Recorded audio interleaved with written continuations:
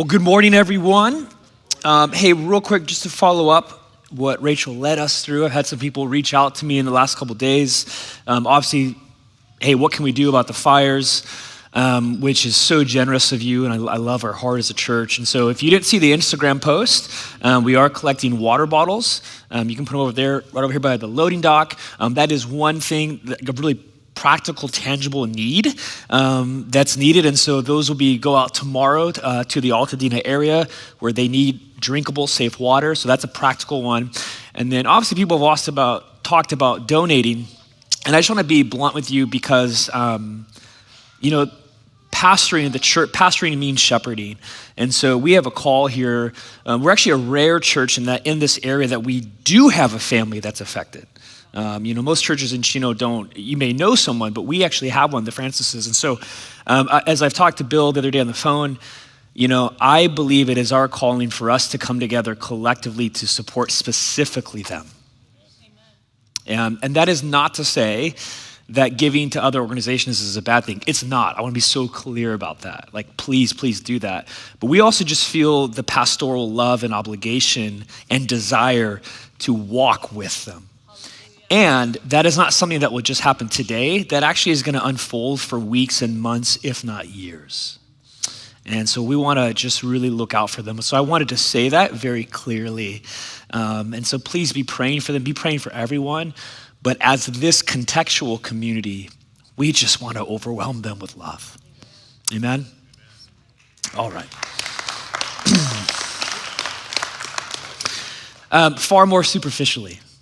One of my all-time favorite Netflix series, and by that I mean like top 5 all-time, all right? Any guesses what this is gonna be? The Chosen. Oh, I'm so unspiritual. It's not that. Made me look bad, Shayna. Any guesses? It's not The Chosen. All right. It is, we'll put up on the screen, The Crown. Any Crown fans? Okay. So confession, Rachel and I, we binge watched this thing. And we were a little late to the game, and so we had multiple seasons that we could watch we actually did some of it all at one time. And we were absolutely gripped by it. I mean, just The Crown is so well done on like multiple levels. Historical accuracy, but also just the characters, the plot, the acting, the cinema, absolutely amazing. We maybe have a little special touch towards it in the sense of we've had the privilege of going to London a couple times for church ministry stuff. We love the city of London. I think to be on staff here at the Bridge, like you have to love London or something. And so the show was fascinating to us on a number of levels. But there is one thing that I noticed specifically as I was watching The Crown and then like kind of doing research on it and talking to other people who are obsessed with it. And it's this: Americans, we are like uniquely obsessed with the royal family. So Queen Elizabeth, now King Charles, right? You had the super unfortunate passing of Lady Diana in 97, still being talked about today. Very similar to kind of like the OJ thing. I remember when I was little, like my mom had that on TV for days. Now, you got the drama of Meghan Markle, Prince Harry. I'm not going to talk about that. And then way more seriously, Princess Kate Middleton with her cancer. We are caught up in the royal family. Like we are constantly talking about them. And which makes me want, like, why are we so intrigued by them? Like, why are they this cultural fascination for Americans? Because the odd thing is, they're not even from our own country, right? Like, they're not American. And I think it's this. I think we have an innate allure and appeal to royalty. To kings and queens, literally, right? There's something about royalty. It's grander, the traditions there, the politics there, the traditions, the power, the stability, everything. If I could sum it up, there is a charm to royalty that we just can't get our eyes off of because we don't have it here. Right? So we're in a democratic republic. Like someone isn't handed the presidency because of their blood, but like that, it still happens in England. And so it's strange to us, but we find it so fascinating. Speaking of this fascination, I found this fascinating. Here are two online articles. People have written articles on this, by the way, like literally the psychology of why Americans are obsessed with the royal family. Here's two quotes for you. One starts off this way. We're fascinated by them because there are reasons why princess is one of the first things a young lady is called fresh out of the womb. Many of us grew up with the fantasy of royalty jammed into our eyelids via Disney films. And who remembers this? Those Random House hardcover children's books from the 90s. I grew up on those. And there's also that nagging obsession with the wealth, nobility, titles, and prestige that we'll never get from working the cell phone counter at Best Buy. Second article put it this way. Watching The Crown, viewers can't help but get swept up in the rich detail that represents a long time forgotten. The royal customs and formalities, the politics, the fashion, and the culture all mark a period of history that seems so far removed from the fast and brash modern world we live in today, which is for the most part devoid of tradition and formality. We are in week 2 of this new sermon series called Origins. We are going through the book of Genesis, the book of beginnings, the book of origins. And you're like, whoa, where is this going? He just started off with the royal family and now he's in Genesis. Check this out. If you were here last week, and you got to watch last week because this is a series I'm building upon weekly. One of my main points last week was this. You cannot understand Genesis. You cannot understand this book of origins unless you really put yourself in the sandals of an ancient Near Eastern person 3,000 years ago. Because they asked way different questions. They viewed the world very differently than us modern Americans do now. And when we take Genesis and we open it up and we read it and we put our 21st century scientific questions on it, we automatically misinterpret, misunderstand why this book was written. Now, let me connect this. While the British monarchy may be a unique phenomenon for Americans today, in the ancient Near East, royalty, kings, was everything. Kings were an everyday reality. It was an assumption of life. Royal kings in specific were central to the worldview of an ancient Near Eastern person. In fact, we know this archaeologically in ancient Egypt, in Mesopotamia. When I use the word Mesopotamia, by the way, that means Assyria and Babylon, kind of the Middle East. The king in those cultures 3,000 years ago was actually far more powerful, prestigious than what the symbolic British monarchy is now. And to take it further, they were considered divine. So to make things short, during the time of Genesis, when Genesis was formed, ancient Israel, royal kings represented the gods. Like I said, we have archaeological proof of this. Egyptian kings, Mesopotamian kings were literally identified and written as the image of God. Just straight up.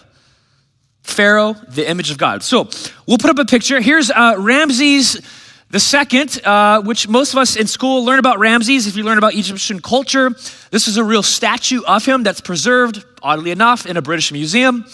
And this dude right here was called the image of God. So you look at him, and if you were an Egyptian, you would say, that is the image of God. And here's kind of their thinking behind this.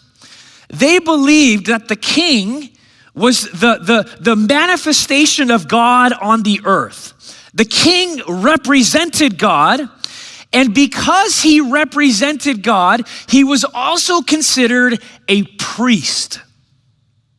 And these are the two words you got to hang on to this morning. This is going to be a theme. Royal, priest. Royal being the king part, priest being this.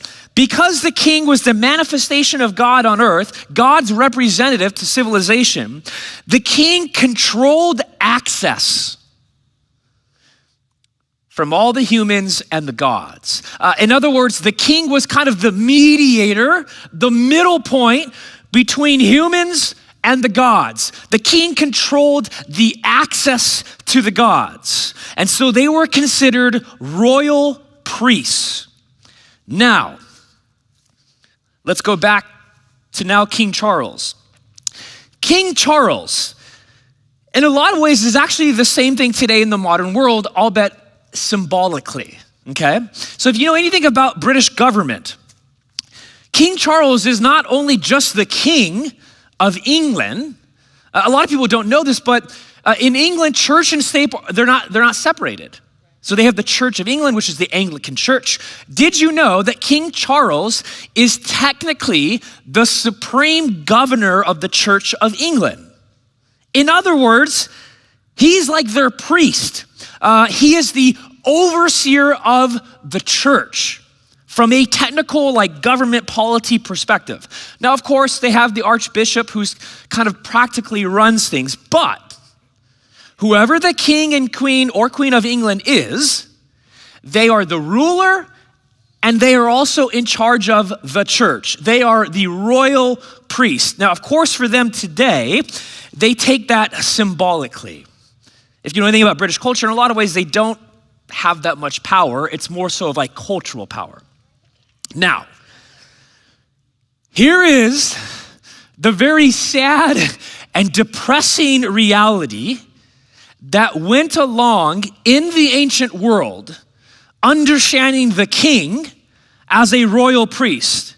It was this: if you were not a part of that very small royal king or queen family, meaning 99% of civilization, if you were not a part of the royal family, you were considered nothing. Literally, like nobody cared about you. So the royal family was highly elite, highly divine, had access to the gods, and they controlled that for everyone else. To put it on street language, regular people, 99% of Egyptians, 99% of Babylonians, Assyrians, they were basically cheap slave labor. I want you to get the feeling of this. So last week, I shared an ancient Babylonian story with you called Enuma Elish, which is a Babylonian creation myth, their version of Genesis, basically. And I want to quote from it this morning. Marduk, who becomes their main god in Babylon, we literally read from this story of him creating humans. It's quite fascinating. Here's what Marduk has to say. He's a really nice guy. He says this, we'll put it on the screen. I will establish a savage. Man shall be his name. So who are humans according to Babylonians? Humans are savages. You guys are I'm a savage, according to Marduk. He shall be charged with the service of the gods that they might be at ease. Now, I could share, I have books that just list tons of these examples, and I'm just gonna spare you from all that. I just wanna share one with you.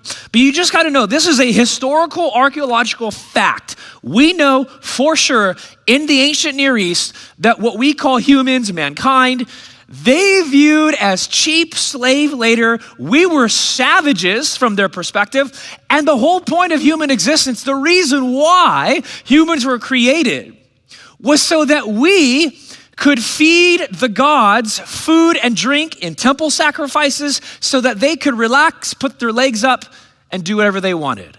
That was the purpose of humans in the ancient world, literally straight up. With all of that in mind, which we just did some quick history there. Now, let's open up the scriptures. Let's go to the book of beginnings, Genesis chapter 1. If you need a Bible this morning, we got the orange one. And again, we're on page 1.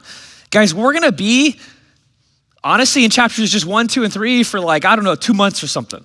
So plan on camping out here. There's a lot going on. I'm actually skipping over a lot of stuff that I don't want to, but it is what it is. So Genesis 1. And we will start in verse 26. I'm gonna read 26 through 28 for us.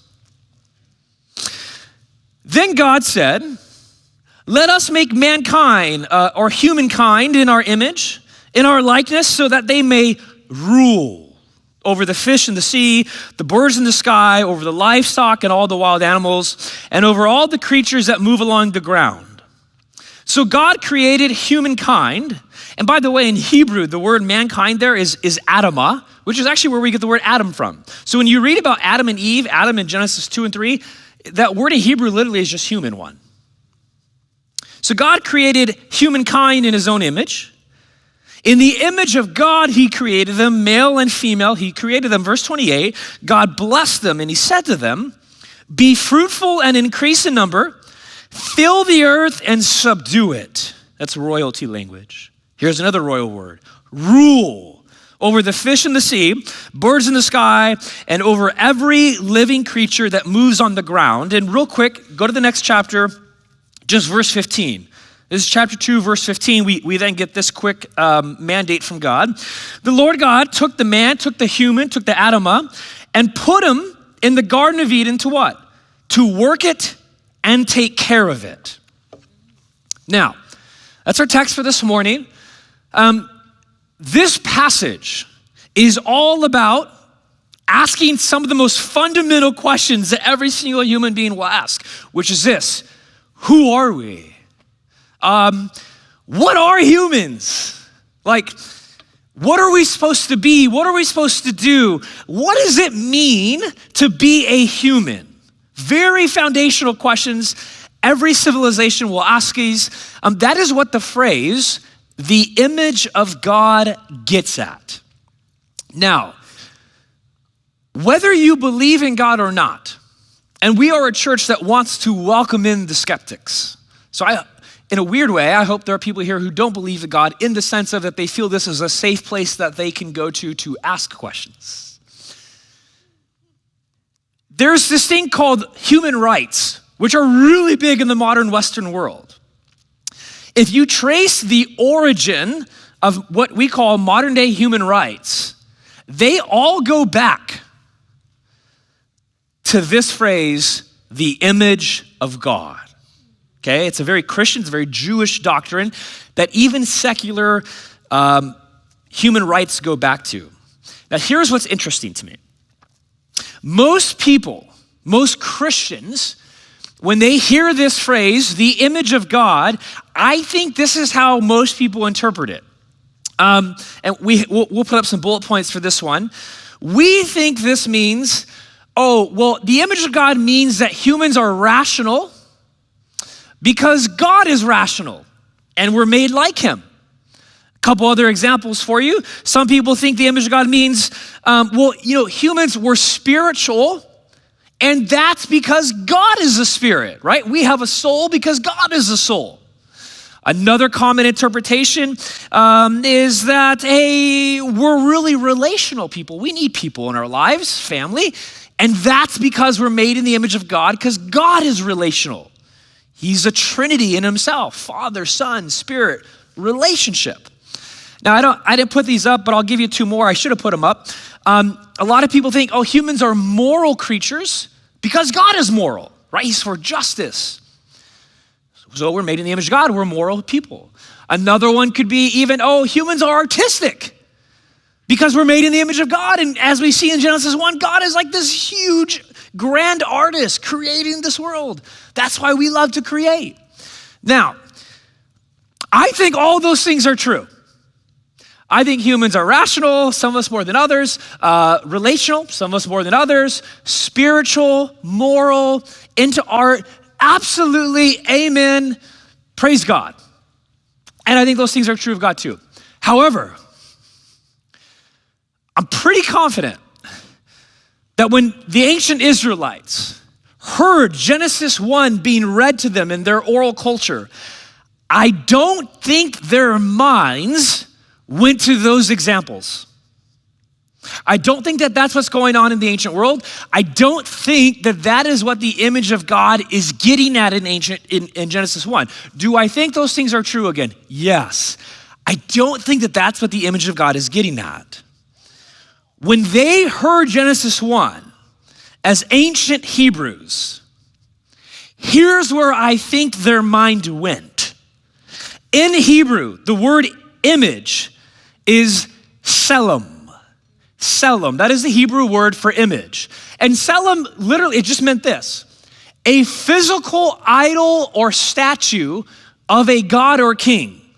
And I highlight the word physical. They literally believed selim, image, meant a wooden statue, a wooden image of a god or a king. Now you gotta remember, they basically view those as one and the same. So when I say god or king, it's kind of like the same person, because they believe that the king was the manifestation of a god.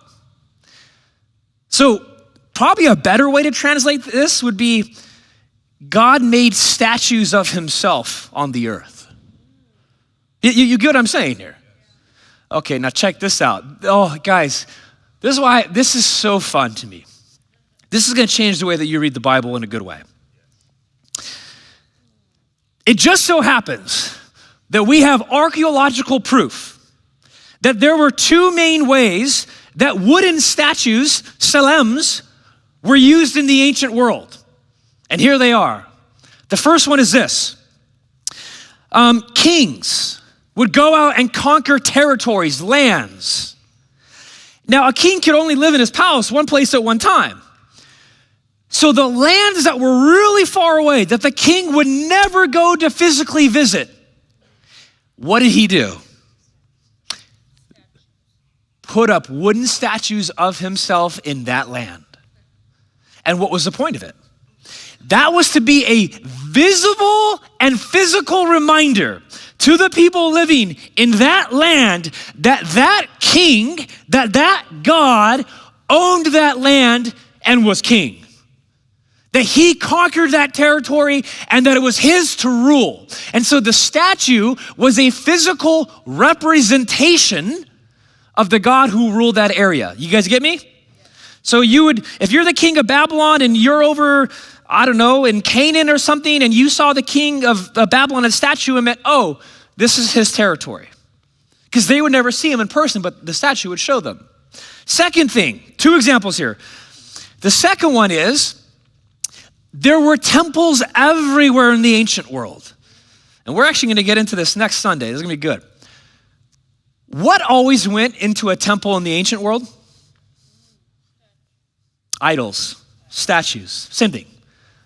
Because the thought was, oh, if we make a temple for this God, well, we can't see him, so we need to put an image, an idol, a statue that represents that God. And they're not stupid people. They didn't think that the God was the wooden statue. That's not what they thought. But they thought that the statue represented that God. And the point was this. You look at the statue, you look at the idol, and it shows you what that God is like. And so then you're able to worship him or her. So the idol was a physical representation to help you offer praises to that God. These are the two ways that selems are used in the ancient world. Let me give you a summary statement from a scholar, Carmen Joy Imes, her book, Bearing God's Image, which is back there. It's one of our resource books. She puts it this way. Just as a statue of a god is intended to represent that God's claim to a particular area, so humans are the physical representation of the creator God on earth. And just as an idol is meant to deflect praise to the actual deity, so humans are to deflect praise to Yahweh. Oh, now we're going into the deep end, which is the best end. In other words, in Genesis chapter 1, every single human being is a royal priest. You, me, we are a royal priest. Whoa, hold on, Mark. Where are you getting this royal priest? I don't see the words royal priest in Genesis 1. Okay. Let's break this down, the royal part. What did I just say? Kings in the ancient world would take physical statues of themselves, put them in all the foreign lands, and that statue was to symbolize that the territory is theirs and that they rule there. What Genesis is doing, what Yahweh, the God of Israel, is doing is saying, hey, I've made human beings to be kings and queens. And I'm gonna put you all throughout the earth. And that is gonna be a symbol and a sign to the whole earth, to the whole universe, that you are my king and queen, spreading and expanding my rule and reign there. Oh, we're not done yet though. That's just the royal part. So what I'm saying is, humans, according to Genesis, we are Selems of God. We are statues. You are a physical statue of Yahweh, of the Creator God, and you're placed throughout the earth to extend His rule, His reign, His kingdom. That's the royal part. Now with this in mind, you reread this passage and stuff starts to jump out. Let me reread Genesis 1, 26 through 28, because it's just a bunch of royal king language. So then God said, let's make mankind in our image, in our likeness. Here it is. So that they may what? Rule. That is a king term.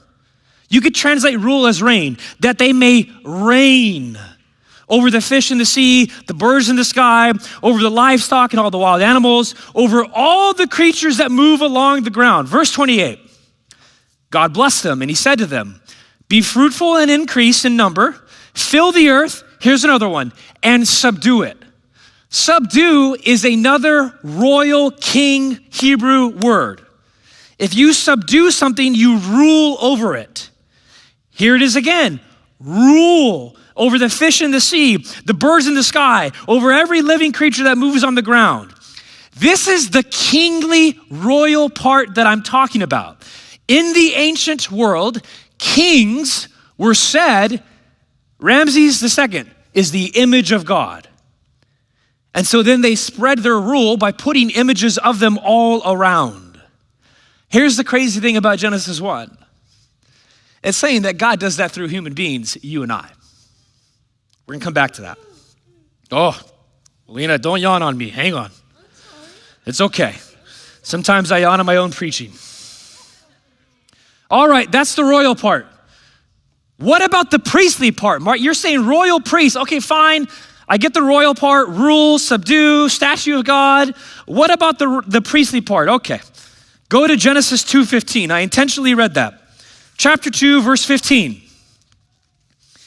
And for what it's worth, probably a month from now, I'll be in chapter 2. It's true. And I'm going to unpack this more. See, again, as I said last, you got to give me more time, all right? But chapter 2, verse 15. The Lord God, that's Yahweh, took the human, and put him in the Garden of Eden to what? To work and take care of it. Now, that is also ruling language, to work and to take care of it. This is why the Bible is so beautiful. I say this all the time. At minimum, it's brilliant literature. I happen to think it's way more than that, but at minimum, it's that. In the Hebrew, which, by the way, again, this is why we can't read it as the 21st century American text. Now, that doesn't mean that you need to be a Hebrew scholar. Praise God, there are Hebrew scholars who that give us information about this. So you don't need to feel like you need to learn Hebrew. I only know that much Hebrew, not that much. But in Hebrew, verse 15, 2 verbs, work it and take care of it. All throughout the Old Testament, those exact 2 verbs in Hebrew together, guess who they're talked about? The Levitical priests. And what did the priests do? They took care of God's temple. They worked it, took care of it. So literally, and I don't have time to turn there, just you can go on there and fact check me. Honestly, go read the scholars, fact check me. A perfect example of this is Numbers chapter 3, verses 7 through 8. I'm not gonna read it, but the context is this. Moses is commanding the priests in Israel to take care of the tabernacle, of the temple.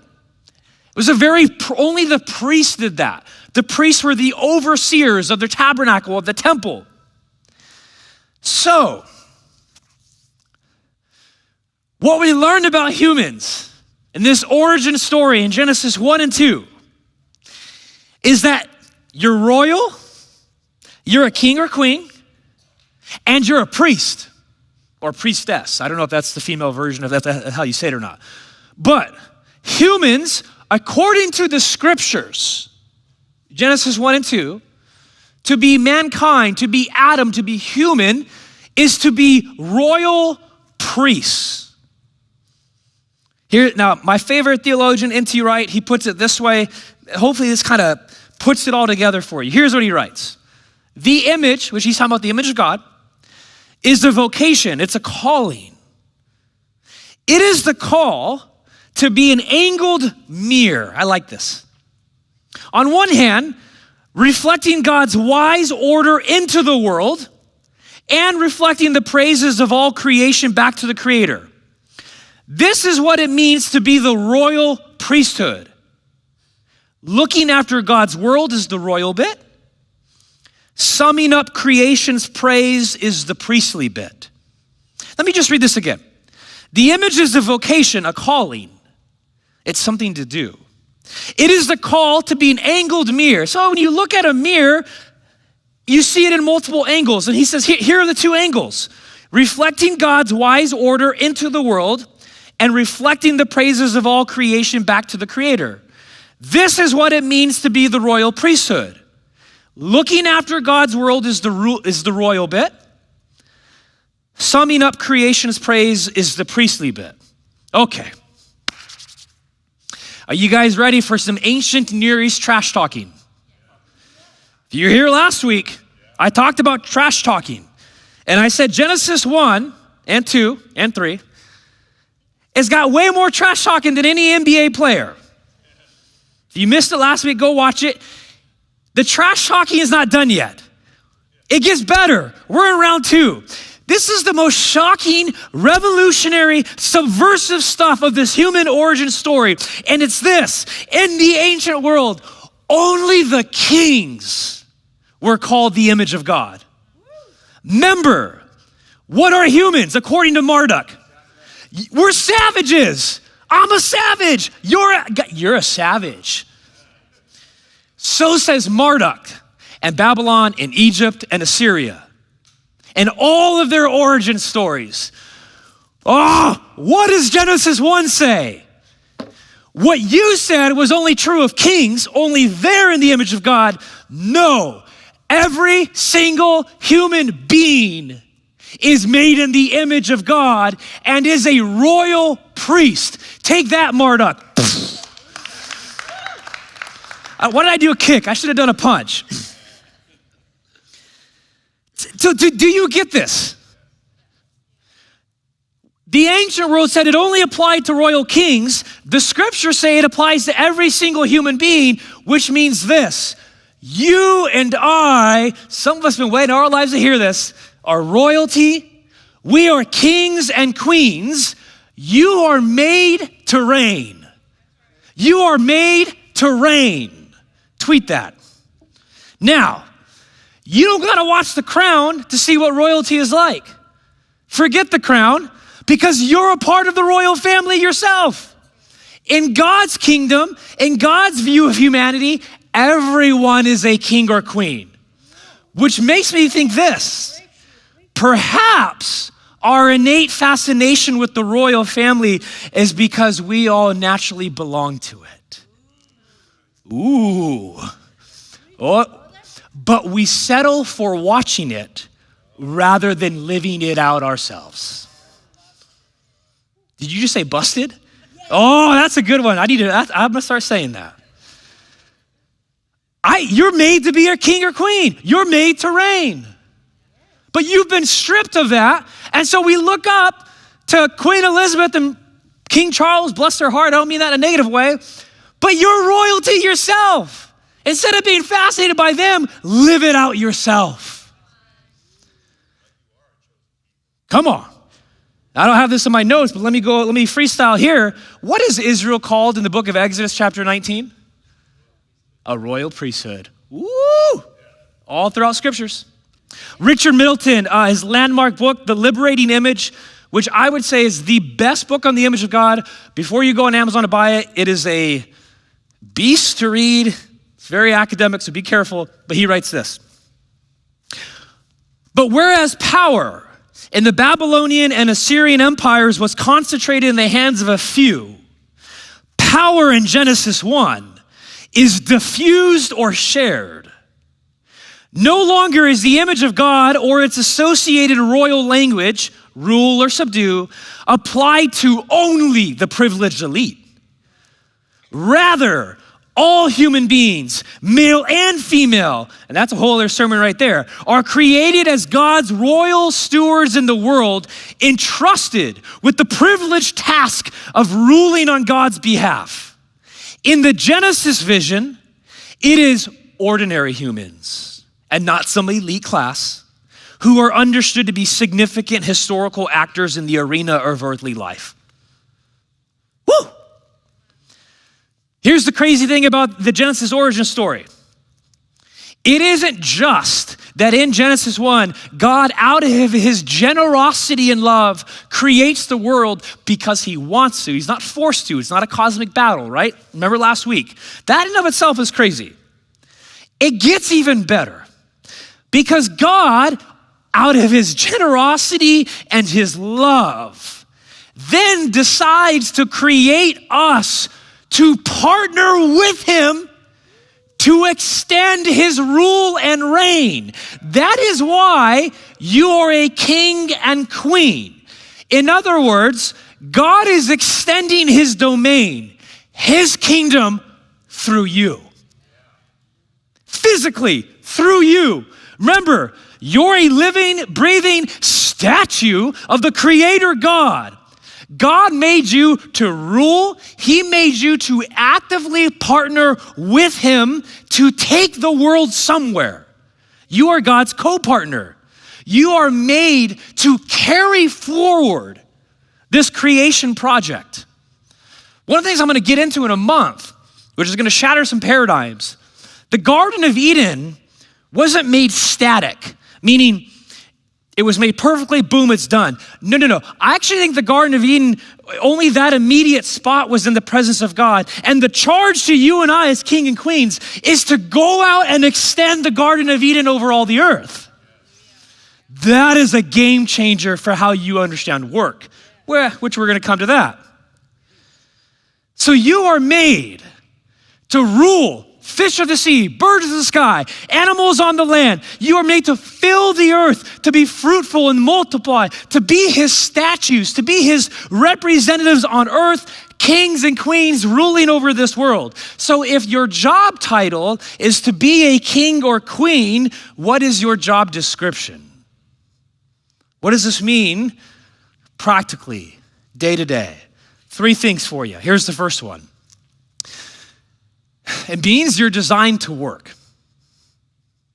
Ooh. Come on, Mark. What? Hold on. You know that work is a good thing? Yes. Work is a blessing before it is a curse. Yes. I think we need to view work or ruling, so I'm using those synonymously. To work is to rule. That's a good thing. You notice that humans are made to rule, to look after this earth, to steward it. What does it say, Genesis 2:15? To work and take care of it. All of that is commanded before what? Before sin. Genesis 1:2, there's no sin. And God takes humans, you are kings and queens, now go work. Go steward this earth. So the job title and the job description are there before sin and distraction and chaos comes in. Work is a good thing. It's there before the story turns sour. John Mark Comer, I think he helps us understand this in his book, Garden City, which is another resource book back there. Here's what he puts. Your work is a core part of your humanness. You are made in the image of a working God. So when you get up tomorrow morning and you go to your job or school or whatever it is you do with your life, you're not just earning money to pay the bills or learning microbiology or raising kids or serving at your local church or nonprofit, you're being human. You're ruling over the earth. This means we need to think of work as a good thing. So many people think of work as the curse. I hear it all the time. I hate my job. Work is the curse, but nothing could be further from the truth. Work is cursed, yes, more on that later, but work itself is the exact opposite, a blessing. And no, that's not a misprint. In the creation story, we read, God blessed them and said, be fruitful, fill the earth, subdue it, rule. A blessing in Genesis is a weighty, strong thing. It is a gift from the Creator God. And what is God's blessing over humans? Work. So, question for you. How do you view work? Do you view work as a blessing or as a curse? Because whether you're a plumber, a cop, a school teacher, a stay-at-home mom, an office assistant, an accountant, whatever, your job, your work is your God-given calling to rule this earth on his behalf. Your calling is to extend his reign, extend his purpose. Where? Wherever he has you. In the classroom, on the city streets, in a hospital room, in your house, in an office cubicle, on and on it goes. I mean, this is why unemployment is so devastating. Not just financially, of course it is, but it is also devastating psychologically. Why? Because it takes away humans from their royal function. Work is a blessing and it is a good thing before sin comes in and distorts it. Now, let me add one other thing to it. I couldn't tell you how many people I know, some of you in this room, you get into retirement and then what happens? Okay, Tom, I'm not gonna repeat that. I will. He said, and then you die.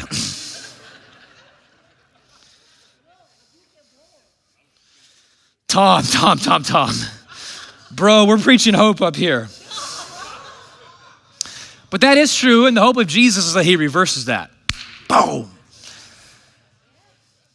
So many people I know go into retirement and then they don't realize this going into it. They're blindsided. They're psychologically bored, and it's because they are no longer working and they've lost meaning and purpose. So then what do retired people do? They go find something to do. Again, that's all out of Genesis 1. Second implication, that's just the first one. Second implication of being made in the image of God. How do you view and treat other human beings around you? Put otherwise, do you treat others as the kings and queens that they are? Regardless of who they are, what they've done, what their skin color is, what their gender is, what their economic standing is, who they vote for, what their sport team is, whatever. Do you view and treat every single human being around you as the king and queen that they are? I mean, if King Charles walked in here right now, which by the way, he has many times, of course we would acknowledge him. So why don't we do that with others? There's this great story, Mother Teresa. Mother Teresa, probably most of us know this, Catholic nun, worked in the slums of Calcutta. There's a story I read this past week. Her and her nuns had come across, I don't know if it was a guy or girl, but whatever, I'll just say it's a guy, this beggar on the streets. And open wounds, sorry, but from what I read, maggots feeding on the open wounds, to the degree that, well, as Tom said, he was done. He was going to die. Like, it was inevitable, wasn't anything they could do. Like, it was that bad. Now, what's fascinating is that Mother Teresa and her nuns took this beggar And they took him back to their base to clean his wounds and to make him feel comfortable and to treat him with dignity. There was a UK journalist there. I would hate to be this UK journalist, who came up to Mother Teresa, pulled her aside, and had the audacity to say, hey, he's gonna die soon anyways. There are so many other people in the slums in Calcutta that we can save and rescue and restore. Why don't we devote our time and energy towards them? To which Mother Teresa said, no. Well, yes, you're right. There are other people out there. But I feel called to give this man dignity. She brings the UK journalist back to the beggar who's on his deathbed. And he shouts his last words in front of Mother Teresa and the UK journalists. And here are the last words. We'll put them on the screen. All my life I have lived like a dog, but today I die like a king. Do you view, but not just view, do you treat every single human being that you come across as royalty? As a living, physical, breathing statue of the Creator God. What is interesting to me is that secular culture has removed God from the public square. Yet, we still want to maintain the inherent worth and dignity of every single human being. That, again, is modern day human rights, which I'm all for. But the thing that our culture has done is that you can't throw out the king, but still keep his kingdom. You tracking? It is from Jesus and Genesis 1 that the scriptures say that every single person is the king or queen. That only comes from the Creator God, because the rest of culture says you're a savage. And our culture agrees with that. Like, we're big on human rights, as we should be. But do you know where human rights come from? Genesis 1, the Creator God. So if you want to remove God from the public square, then you better be logical and remove human worth, but none of us want to do that, rightfully so. In other words, you can't bake your cake and eat it too.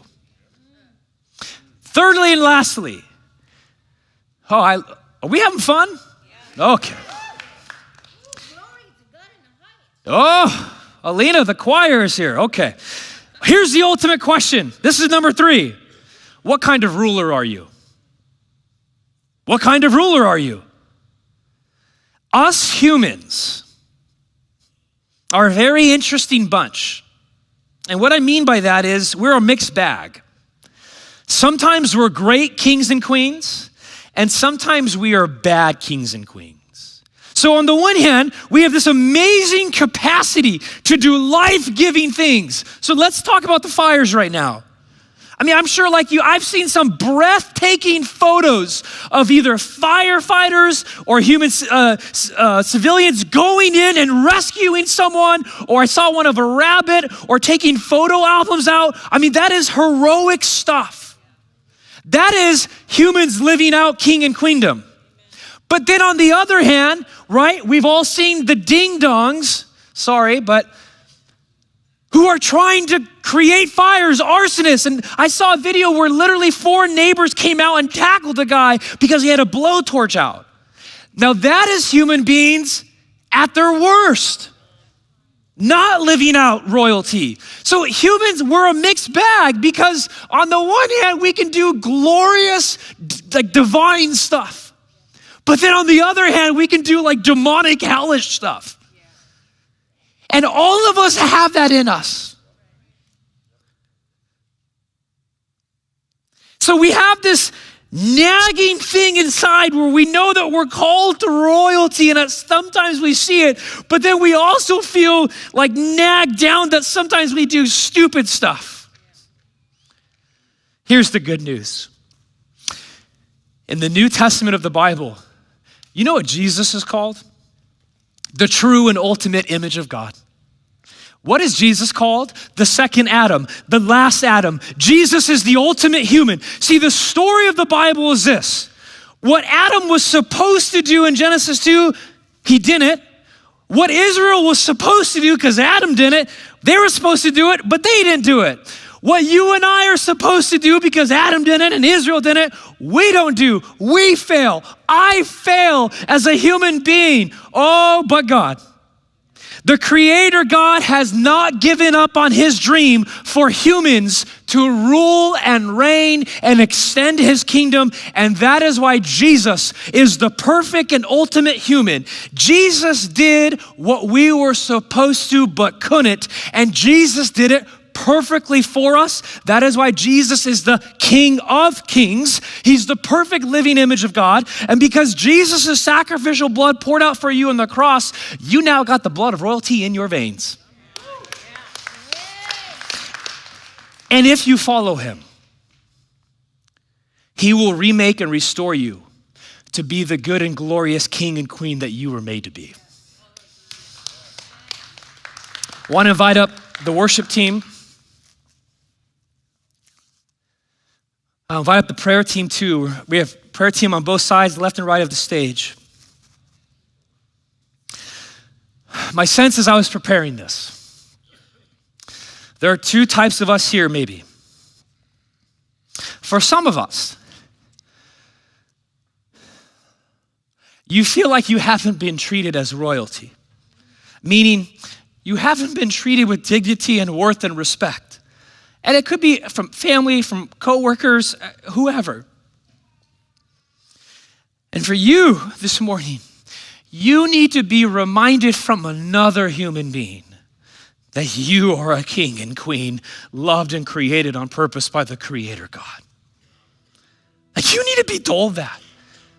Come up to a prayer team, let them pray a blessing over you. You are royalty. And then on the opposite, some of us in here, maybe you have guilt because you realize that you haven't treated someone else according to their worth. And I just want to say there's also forgiveness and grace for you, because that is what that cross is all about.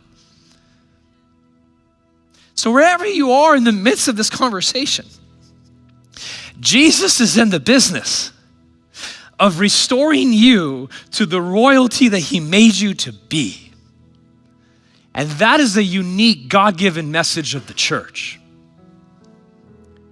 We're a royal priesthood. We take that humbly, but also gloriously. This is a room right now filled with hundreds of statues of the Creator of God. Look around you. Kendra is a physical statue of the living. I'm sorry, Kendra. She's laughing now. This is the statue of the living God. That's everyone here. You're made to reign, and you're made to worship. Come up, get prayer for anything. Let's all stand and let's sing to the Creator.